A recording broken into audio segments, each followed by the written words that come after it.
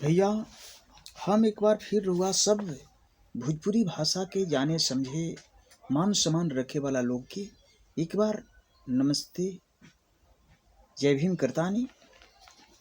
और हम रुआ सबे के बीच में एगो बहुत ही बेजोड़ कविता भेजे जा रहल बानी, जवना के शीर्षक बा बड़ा ही महत्व बा। बड़ा ही महत्व बा। तो महत्व कहाँ कहाँ बा और कौन चीज के कितना महत्व बा, इ रउआ सब सुनी और गुनी। जौन भी क्रिया प्रक्रिया हुई रउआ सबे देख। तो अखाड़ा में लड़ाई के, अखाड़ा में लड़ाई के, विद्यालय में पढ़ाई के। अखाड़ा में लड़ाई के, विद्यालय में पढ़ाई के, आ मूर्खन में बड़ाई के बड़ा ही महत्व बा।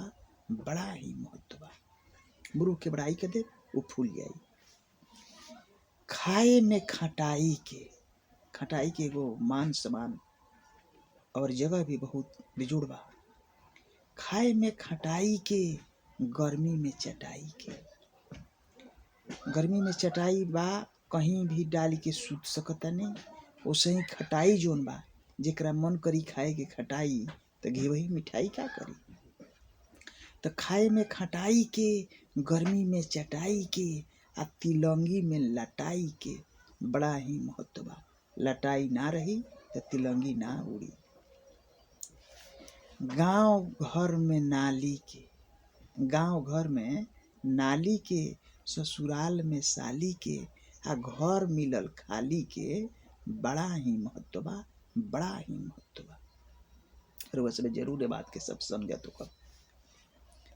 कद में नाटा के, कद में जे नाट बा बावना, ओकर बड़ा महत्व बा। कम मत समझी, सर्कस में बौने के देखावल जाला।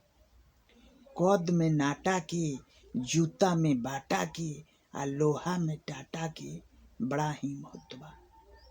कतनो केहू जूता पहनत होखे, अगर बाटा के बा तो ओकर कोनो जवाबे नइखे। लोहा के कतनो कुछ कहीं लगौले होखे, अगर टटा के लोहा लगौले बा तो ओकर भी बड़ा महत्व बा। ताश में छक्का के, ताश जे खेलत हुई कदर जानता कि ताश में छक्का के, आ मूस के नाका के। चूहा जो होले सा नाका पर हेले सा, पानी कतनो भर जाई उ नाका पर चढ़ जाइए सा। नाका पर चढ़ जाइए से उन्हीं के नाका तक पानी ना जाई। ठाठ से आराम से बम बम करके।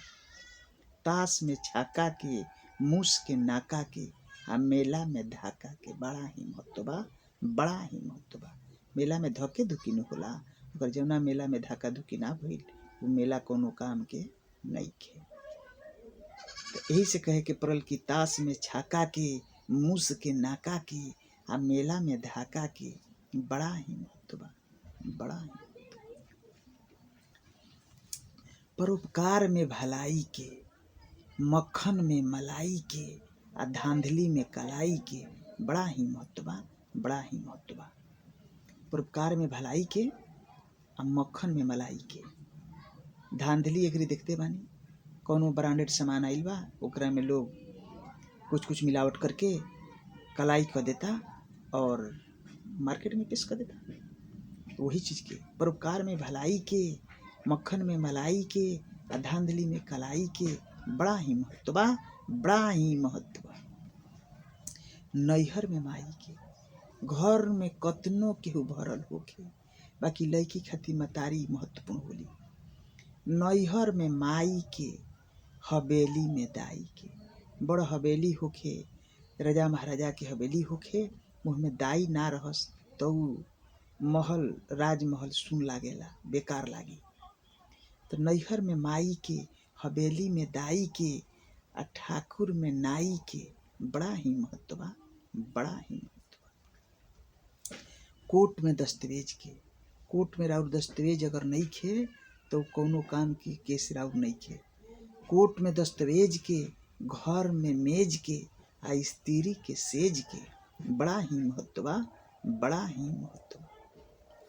चटनी में धनिया के, धनी चटनी रउआ कतनो कोनो चीज के खाली ही, लेकिन एगो धनिया के चटनी के महत्व की दोसर होला।